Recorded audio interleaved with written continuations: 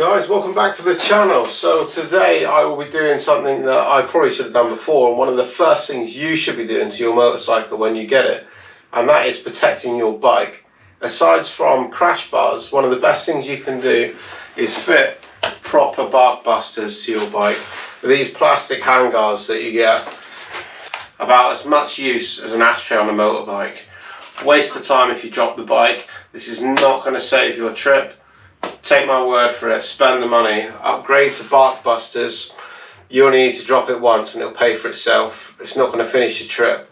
It's going to protect your bike. Get it done. Let's get on with it. First job then, let's remove these old plastic handguards. So these have probably been Loctited in from the factory, so they might take a bit of effort. Oh, there we go, so just use your Allen key there. Remove that bolt. Excellent. And now we need to remove this one up here. So we've got the 10mm on this one. Just going through your clutch lever. So slacken this one out.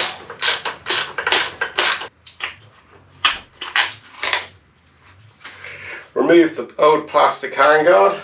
Keep hold of the parts. And you can store these old plastic handguards with your exhaust and other bits and pieces you've taken off for the next 4 or 5 years. You'll never ever need it or use it, but we keep it regardless. So this is what Barkbusters have sent me. So we have the plastic, I believe these are the VPS guards. So the plastic guards are interchangeable. There's various colours and there's different shapes that you can choose from. So what you choose here for the plastic guards is entirely up to you.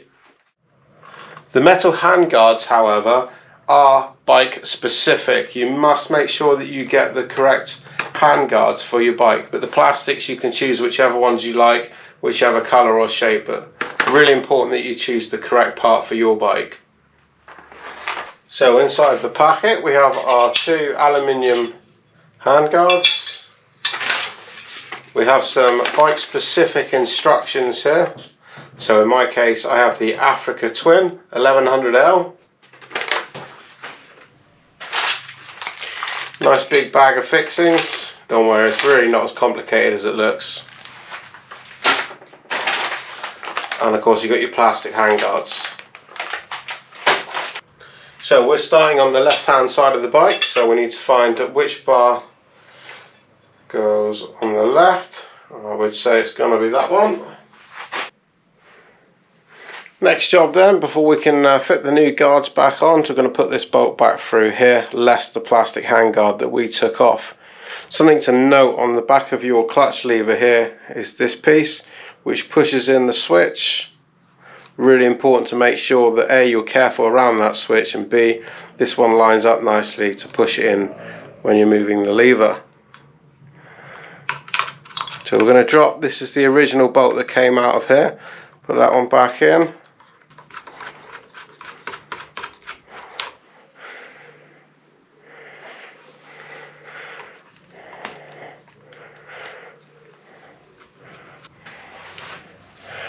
So it is a little 10mm nut on the bottom and your 12mm socket on the top. So you will find that there's a bit of a gap here at the top because of course the plastic isn't filling that gap. So you'll only wind that one down so far, and then you use the nut with the 10mm at the bottom and do it up. You don't want to do this up mega tight. You need to make sure that your clutch still has plenty of play.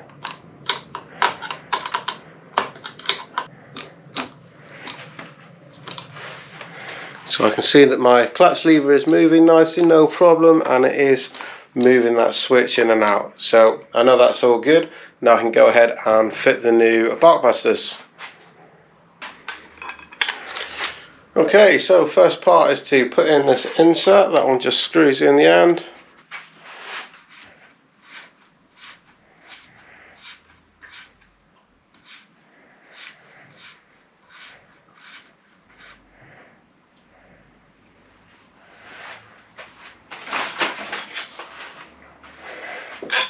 Next up we have the black weight, and then we have the bolt going through the end of the Barkbuster there.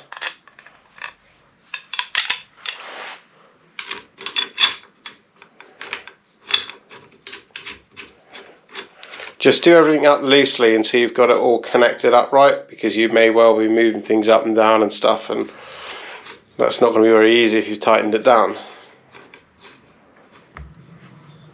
Okay, so next up we need to assemble this bracket. So this is obviously going to go onto the handlebars there, and you have this L shape here. So you're going to put the fin end in here, and you can see it's going to move like it's on a swivel. So just set this up now, just to make your life easy. Again, don't do anything up tight. Nip that one up so we have like this.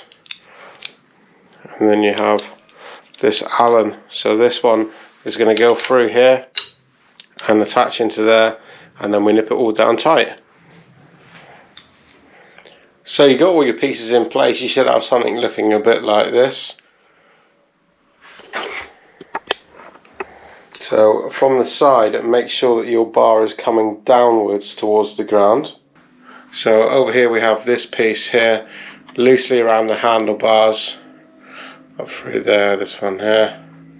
So all of these parts are loose, so just do that because it will take a bit of fiddling to make sure that you've got everything in place, and then slowly start tightening down each individual piece, because you want these to be really tight. Obviously this frame needs to be firm, which means that you'll have a little bit of a hard time getting everything lined up. Just be patient, persevere, and you'll get it. This bar isn't going anywhere. I really can attest to these. I've tested these out a few times, these Barkbusters, and every time it's saved my trip. As you can see, you want this about level with your lever. Make sure your lever's got plenty of clearance, but you want this to protect your levers. So I'm confident that this metal frame is on now, so now we just need to fit the plastic.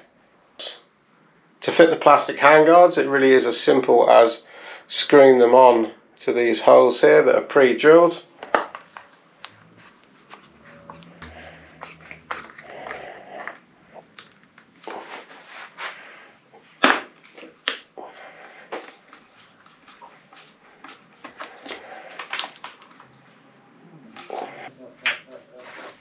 Next stage on these VPS ones is you have these white pieces that go in here.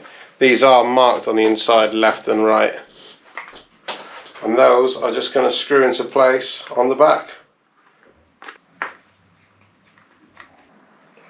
So there we go, one Barkbuster fitted. So it's exactly the same the other side, so I won't show you the same thing twice. The only thing I discovered is that when I was fitting the white piece, there's two screws on the back, and I was just using a short stubby screwdriver, and even that was proving difficult to get to the little screws, screwing the white to the red. So what I would do on the other side, so what you should do is to screw the white piece to the red plastic first, and then do these screws afterwards, and you'll make your life a lot easier. So you can see there's the two screws there in the back. There is two height options there, let me see that, so you can put those on a bit lower if you want, so that this white goes down. I've gone for the higher one for now, or of course you can remove it in the summer if you want to. I think they look good, so I'll just fix this one on now.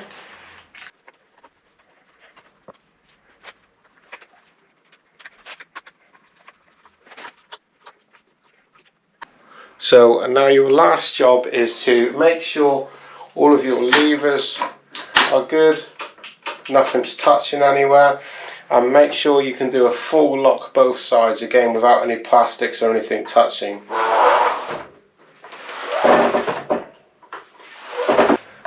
No problem there. So now we can get back out on the road, and we know now if we do have a bit of an off or we drop the bike is protected. If this bike goes over, the first thing that's going to touch the ground will be these Barkbusters, hopefully shortly followed by the crash bars. And on my crash bars I've also got Lomo crash bar bags, and I keep waterproofing things in that, so that further protects the bike and keeps it off the ground in the event of a drop. So I'm pretty confident with these couple of mods the bike's safe in the event of a minor drop.